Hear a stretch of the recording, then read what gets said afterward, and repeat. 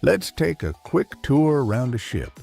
You might think you know every corner, but have you ever looked at it through the eyes of a fire? These are your fire hotspots. First stop, the engine room, the heart of the vessel. It's hot, it's loud, and it's packed with machinery that runs non-stop. Diesel fuel, pressurized lines, flammable oils, electrical panels, all in a tight, enclosed space. A single oil mist leak landing on a turbocharger or exhaust manifold, that's not just dangerous, that's explosive. Fires here escalate fast, and if they're not caught early, they can cripple the ship. Next, the galley. It might seem harmless, even cozy at times, but it's one of the top sources of shipboard fires. Think about it. High temperatures, open flames, deep fryers, grease buildup, and, let's be honest, distractions. You step away just for a minute to check your phone or chat with a crewmate, and that unattended pan could ignite faster than you realize. Never leave cooking equipment unattended, ever. Now, let's talk about the accommodation spaces, where you relax, sleep, charge your devices, and maybe break the rules. Smoking in cabins is strictly banned, and for good reason. One smoldering cigarette in a bin, or one spark from a phone charger plugged into a worn outlet, and your bunk can go up in flames. And worse, you're asleep when it happens. And don't forget the cargo hold. It might be out of sight, but it should never be out of mind. Certain cargoes, especially chemicals, flammable liquids, or poorly stored drums, pose serious fire hazards. If they shift, spill, or get exposed to heat, you've got a major problem on your hands. Even cargo dunnage soaked in oil or stacked near a hot bulkhead can become a threat. Here's the thing. Fire doesn't need a grand opportunity. It doesn't wait for a perfect storm. It only needs a crack in our attention. One mistake, one shortcut. That's all it takes. So wherever you are on board, engine room, galley, cabin, cargo hold, stay sharp. Fire is always waiting for that one chance. Don't give it one. Let's be honest, nobody signs up for a life at sea because they love cleaning. Sweeping, wiping, storing, sorting, it's not glamorous. But when it comes to fire prevention, housekeeping is your first line of defense. Think of it this way.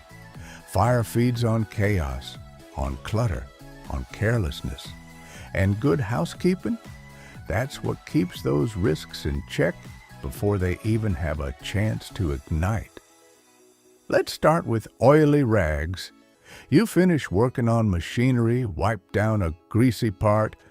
What do you do with that rag?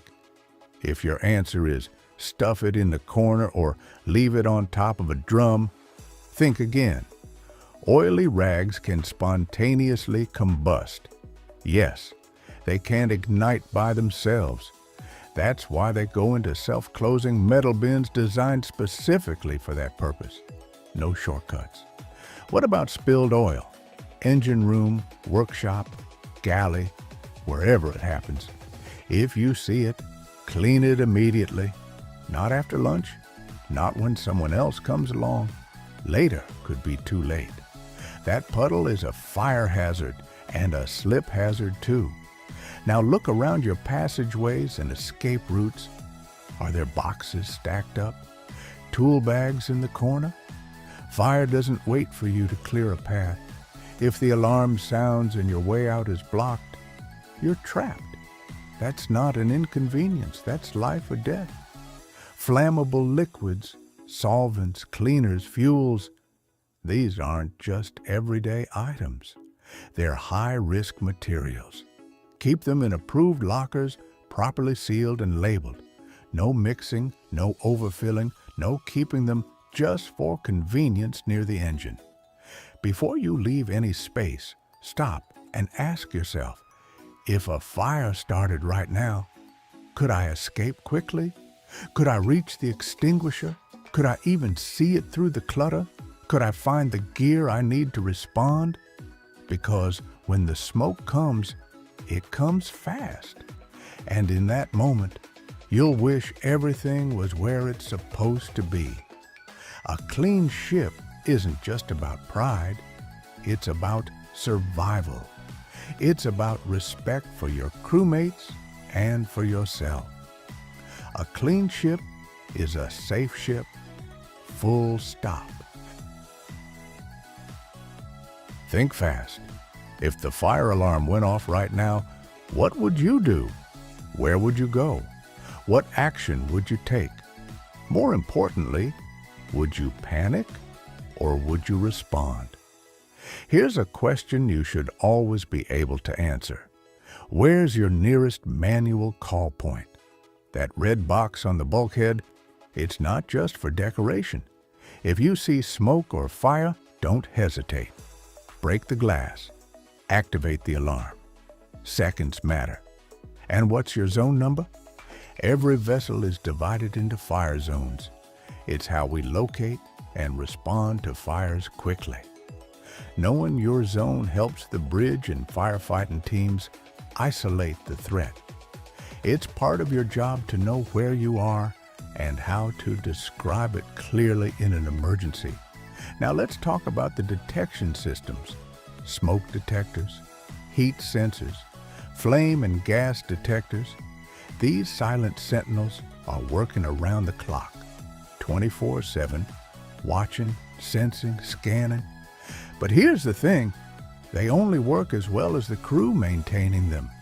That means testing, checking, calibrating, and reporting faults immediately.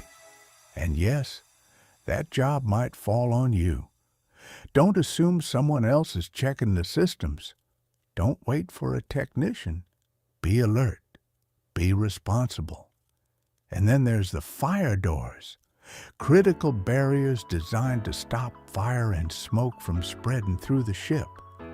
But too often, someone wedges one open just for a bit of air or to make access easier.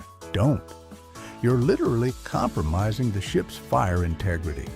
That door might be the only thing standing between you and a firestorm. When the alarm rings, hesitation is your enemy. Don't wait to be told. Don't look around to see what others are doing. Move. Raise the alarm if it hasn't already been triggered.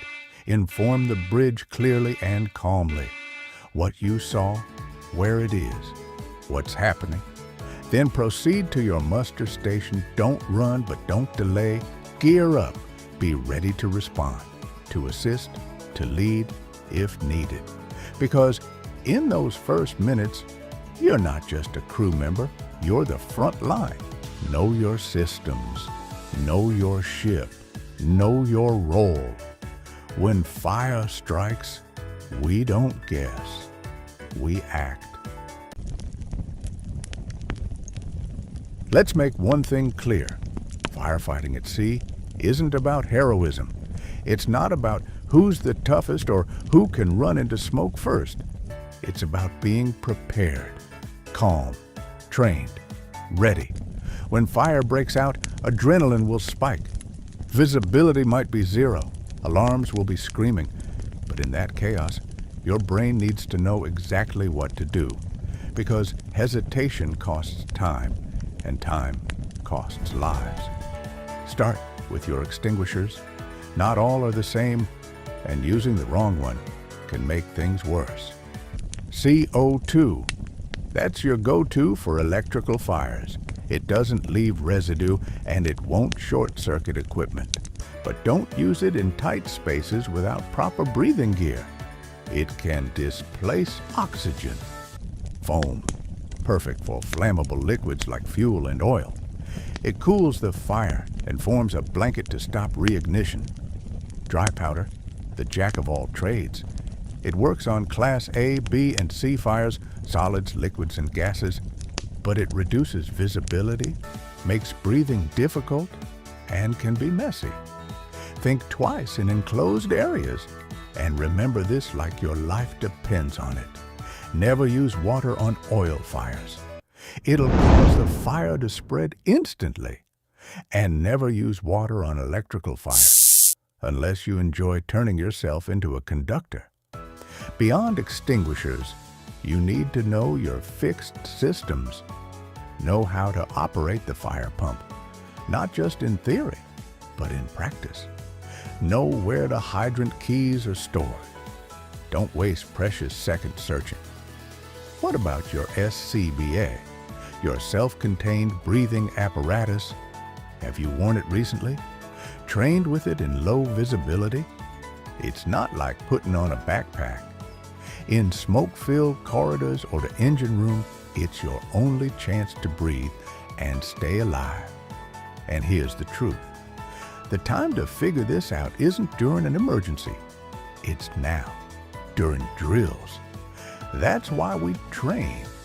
That's why we run simulations, rehearse fire scenarios, and check our gear again and again. Because the fire doesn't care if it's a drill or the real thing. It will burn just the same. So take your training seriously. Practice like it's happening right now.